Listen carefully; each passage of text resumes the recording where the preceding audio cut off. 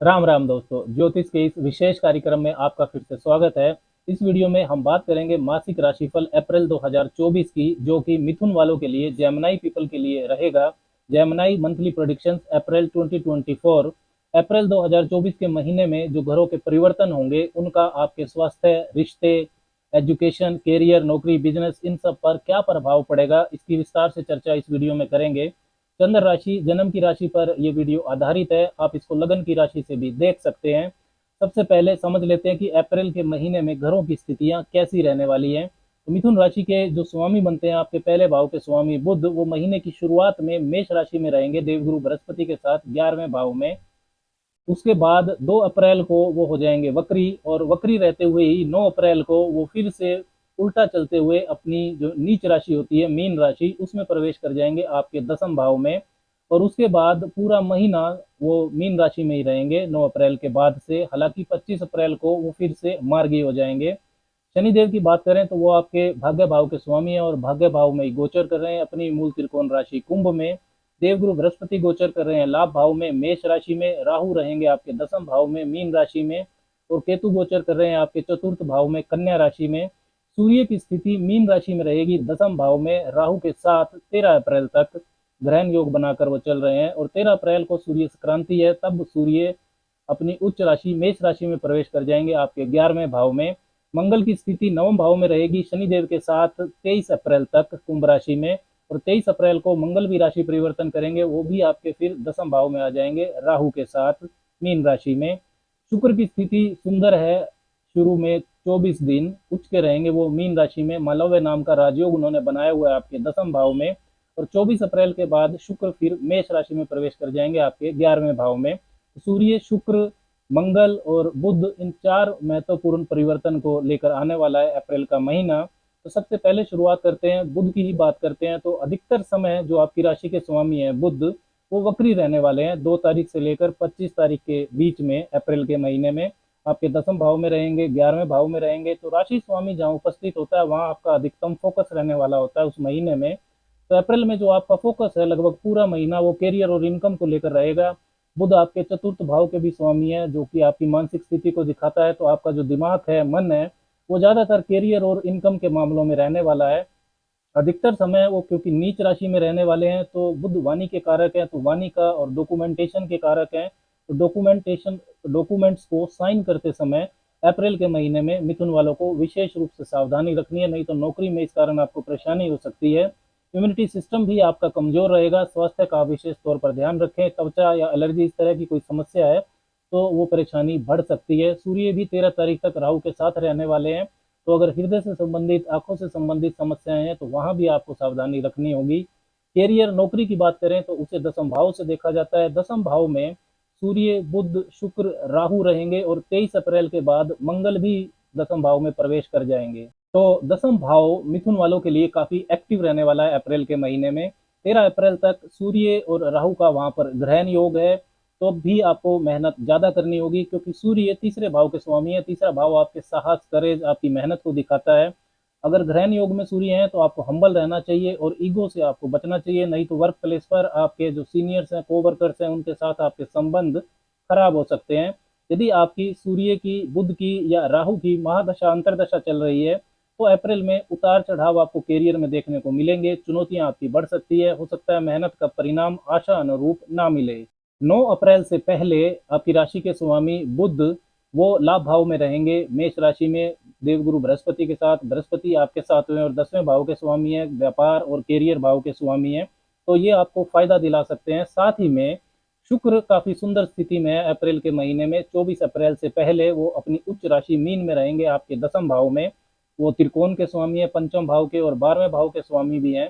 तो त्रिकोण के स्वामी का केंद्र में बैठना अच्छा होता है। साथ ही में मालव्य नाम का राजयोग उन्होंने बनाया हुआ है। तो यदि आपका जो व्यवसाय है उसका कारक तव शुक्र से संबंधित है, आप एजुकेशन से जुड़े हुए काम कर रहे हैं, आर्ट एंड क्रिएटिव स्टफ से जुड़ा हुआ काम कर रहे हैं, हॉस्पिटैलिटी सेक्टर से जुड़े हैं, photography, wedding items, perfumes, cosmetics, इन सब स्टफ में काम करते हैं, तो आपको विशेष लाभ की परिस्थिति बन सकती है अप्रैल के महीने में। लेकिन इसके लिए ये भी जरूरी है कि आपकी जो जन्म कुंडली है उसके अंदर भी शुक्र मजबूत स्थिति में होने चाहिए।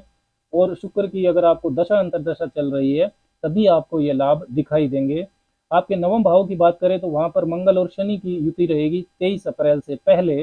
मंगल आपके लिए लाभ भाव के स्वामी है, साथ में छठे भाव के स्वामी भी हैं। लाभ भाव में उनकी मूल त्रिकोण राशि मेष पड़ती है और शनिदेव आपके लिए भाग्य भाव के स्वामी है। तो ज्योतिष में दूसरे, पांचवें, नौवें और 11वें भाव के स्वामियों के बीच जब संबंध बनता है, युति बनती है, तो उसे धन योग कहा जाता है। तो मंगल और शनि का धन योग भी बन रहा है। तो जो मिथुन वाले real estate, medical, engineering sector से जुड़े हैं, भारी मशीनरी, मैन्युफैक्चरिंग सेक्टर से जुड़े हैं, ट्रेवल, ट्रांसपोर्ट या व्हीकल से संबंधित काम करते हैं, उनको भी विशेष लाभ की परिस्थितियां मिल सकती है। अगर मंगल और शनि की आपको दशा अंतरदशा चल रही है तो आप उसका फायदा उठा सकते हैं। लेकिन मंगल और शनि की युति में आपको एक चीज का ध्यान रखना है कि उनकी जो सातवीं दृष्टि है वो आपके तीसरे भाव पर जाएगी। तीसरा भाव आपके साहस, पराक्रम और आपकी मेहनत की दिशा, आपकी प्लानिंग, इन सबको दिखाता है। तो ये आपको ओवर कॉन्फिडेंस दे सकते हैं, गलत दिशा का चुनाव आप कर सकते हैं, आपके एफर्ट्स हो सकता है गलत दिशा में चले जाएं, क्योंकि मंगल और शनि की जो ऊर्जाएं होती हैं ये विपरीत ऊर्जाएं होती हैं। मंगल जहाँ जल्दबाजी और आक्रामकता के कारक हैं, शनि वही धैर्य और अनुशासन से चलने के लिए कहते हैं। इसके साथ ही आपको अपने जो पिता हैं, सीनियर्स हैं, उनके साथ रिलेशंस पर भी ध्यान देना होगा। उनके साथ आपके वाद विवाद हो सकते हैं, जिसके कारण कोई इंपॉर्टेंट गाइडेंस आप अप्रैल में मिस कर सकते हैं। तो इन चीज़ों का ध्यान रखिएगा। कोई भी नया स्टार्टअप करने के अगर सोचते हैं तो अब उसके जो दूरगामी परिणाम है उनके बारे में आपको पहले से सोच लेना है। मैरिड लाइफ, वैवाहिक जीवन की बात करें तो उसे सातवें भाव से देखा जाता है। सातवें भाव के स्वामी बृहस्पति हैं लाभ भाव में, साथ ही जो कारक हैं शुक्र वो उच्च के रहेंगे दसम भाव में। तो वैवाहिक जीवन अच्छा है अप्रैल के महीने में।